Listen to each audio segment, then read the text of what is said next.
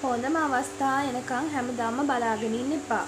ඔයාට ලැබෙන අවස්ථාවල් ඔයාට ලැබුණු හොඳම අවස්ථාව කියලා හිතාගෙන ඒ වගේ උපරිම ඵල ප්‍රයෝජන නෙලා ගන්න ඔයා වග බලා ගන්න ඕනේ. මොකද මේ ජීවිතය කියන්නේ හරිම කෙටි කාලයක් අපිට ඉන්න තියෙන්නේ.